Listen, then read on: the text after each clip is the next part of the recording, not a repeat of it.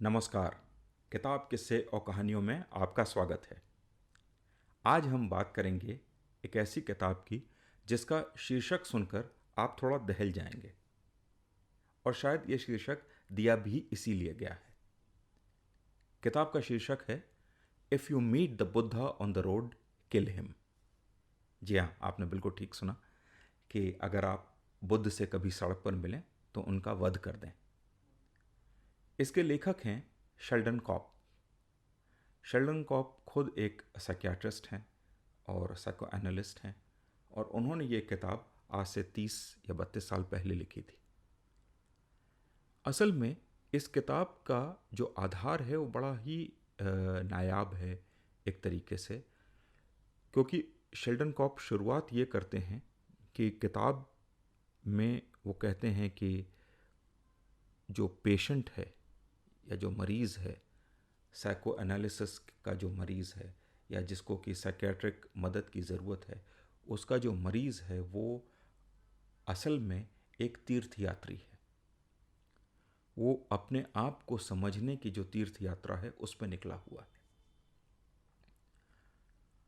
और वो ये कहते हैं कि जब वो शुरुआत में कोई भी तीर्थ यात्री या मरीज़ आता है साइको एनालिस्ट के पास या साइकियाट्रिस्ट के पास, तो वो ये कोशिश कर रहा होता है कि किसी तरह से ये साइकियाट्रिस्ट या साइकोएनालिस्ट या डॉक्टर मुझे ठीक कर दे।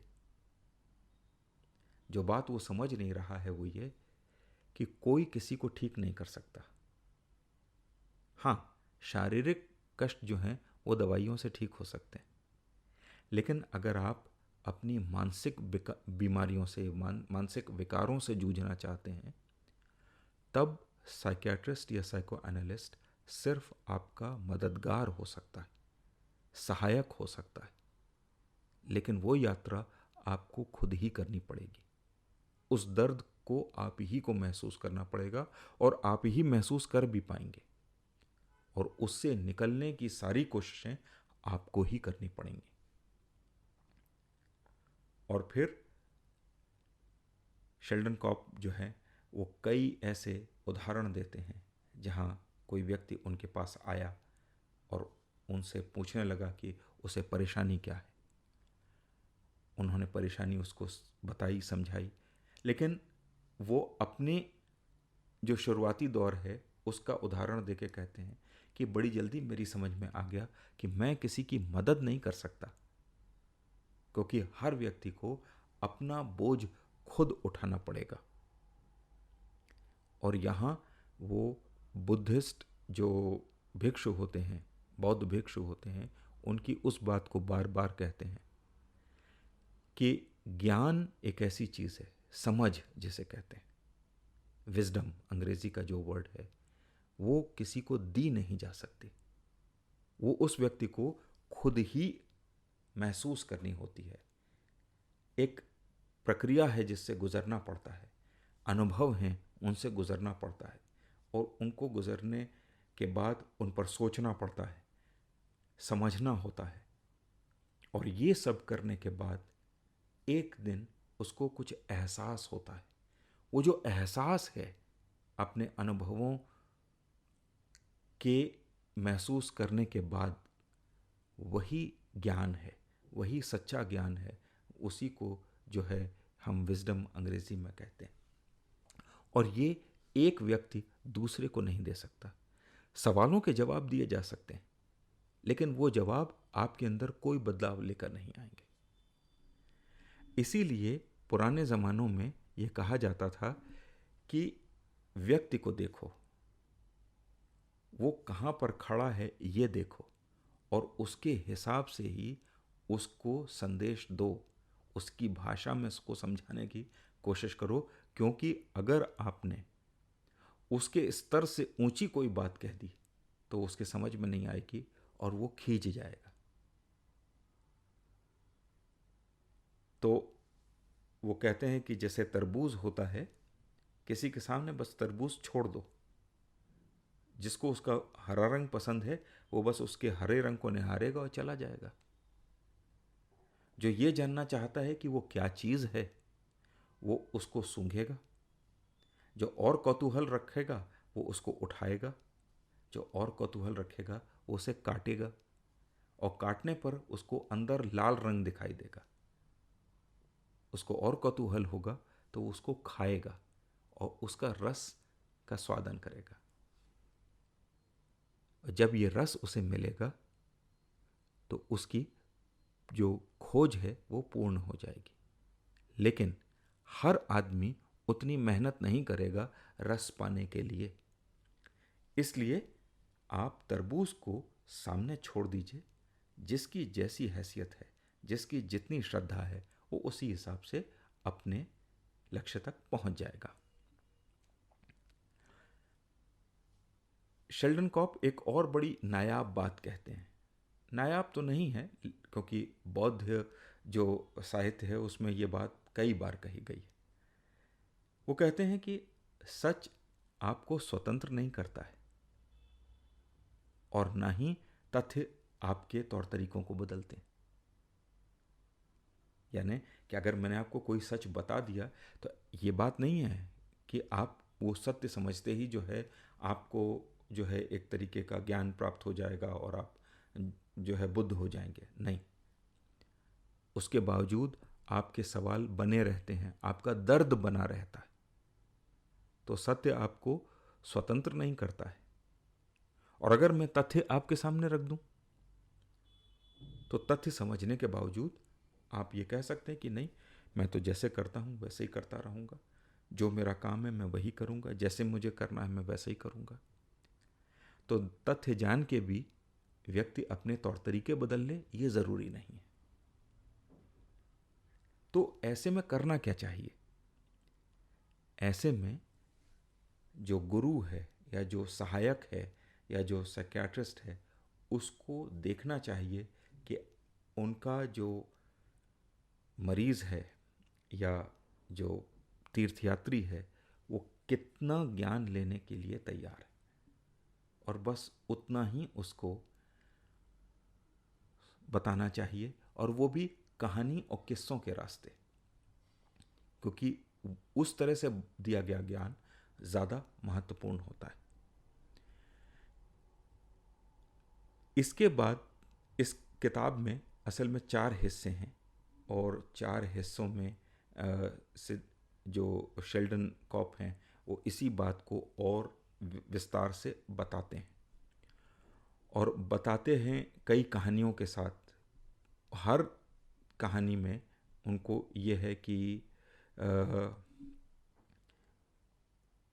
वो पश्चिमी जो साहित्य है उससे कई कहानियाँ लेते हैं और उसको अपने कुछ मरीजों के किस्सों से जोड़कर आपके सामने उसी बात को बार बार रखने की कोशिश करते हैं। ये एक पुराना तरीका है, बौद्ध तरीका है कि तमाम कहानियों से एक ही बात को समझाने की कोशिश की जाती है।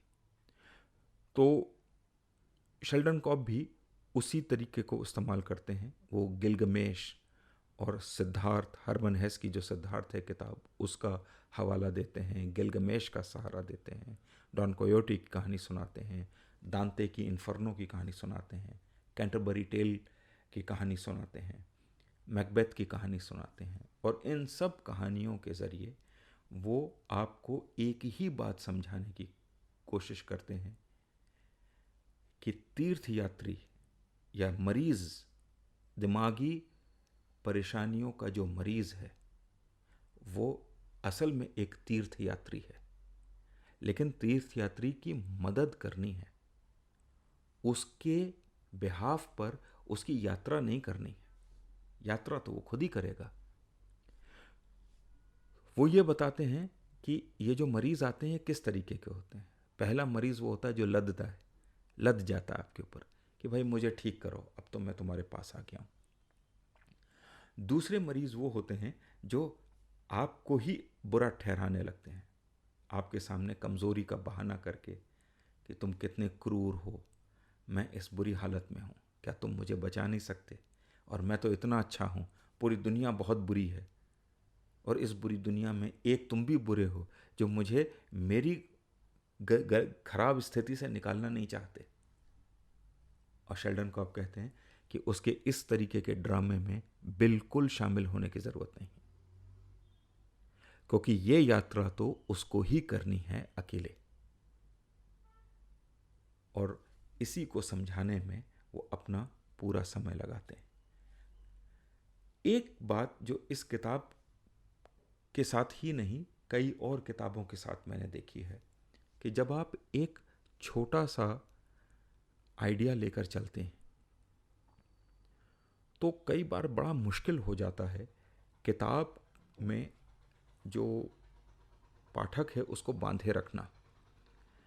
जैसे इस किताब की जो मूल कहानी है या मूल आइडिया है, जो गवर्निंग आइडिया जिसे कहते हैं अंग्रेजी में, वो ये है कि किसी को कोई ज्ञान नहीं दे सकता, एनलाइटनमेंट जिसे कहते हैं,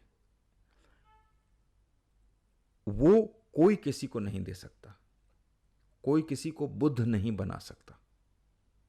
आपके अंदर बुद्धत्व मौजूद है, आपको खुद खोजना है। बात सिर्फ इतनी सी है, पर इसको समझाने के लिए शेल्डन कॉप ने एक किताब लिखी और उसी बात को बार बार कहने के लिए उन्होंने तमाम कहानियों का सहारा लिया। अब होता क्या है कि आज के दौर में जो पाठक है, यह पहले भी ऐसा रहता होगा कि पाठक एक ही बात को कई सिरे से समझते समझते बोर हो जाता है, ऊब जाता है। यही चीज़ अगर आपको याद हो तो मैंने एक किताब का आपके सामने जिक्र किया था, जस्ट डू नथिंग। अगर आपने नहीं सुना है तो आप उसको भी जाके सुनिएगा।